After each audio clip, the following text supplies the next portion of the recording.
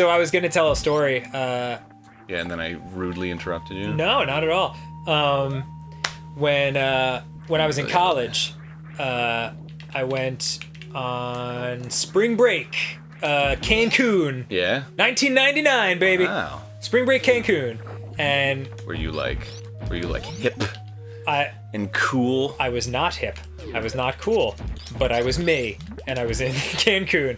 And I don't even know if people do spring break in Cancun anymore, because Mexico is very dangerous to be in right now. Oh, yeah. There's a lot of problems there. Yeah, I know. But it's a beautiful place. I'm scared to go there, man. Yeah, I What's know. that place where there's just people getting shot? Mexico. We went there, and we were having a great time, but, like, MTV at the time was way into Cancun, like, covering spring break. Uh-huh. So we got to see a live Jerry Springer episode, which was super funny, by the way, because, like, the episode was, like, about couples, spring break couples. Uh-huh. And, like, there was one couple, they looked like they were super in love and they're making out constantly. And Springer was like, "Did you guys must just meet?" And the guy was like, "Nah, man, we met, like, Monday." That was awesome. So, at the time, I was even skinnier than I am now, which is very skinny. Jesus Christ, Yeah, man. I was a very lanky kid. Were you just like a little skeleton going like, yeah? I was basically a skeleton with hair and eyes. And so, like, I'm just wearing, like, a tie-dyed t-shirt, and I was a little bit of a hippie in my college days. I had dreadlocks, and, like, I was in Cancun, so, like, the native ladies had, like, put beads and shit into my dreadlocks and stuff. I just looked ridiculous. But I was happy with how I looked. Or amazing? Yeah, I mean, I'll find you pictures. They're pretty wild. So there was a thing being filmed for MTV where, like, they just needed audience members. So they just, like, had people, like, off the beach. They were like, "Come on if you want to be on an MTV show."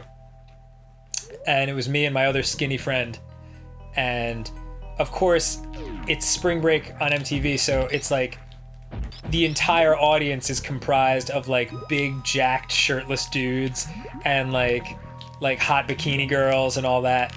And then there's just me and my friend, like, in our tie-dye shirts, like, interspersed, like, in that crowd.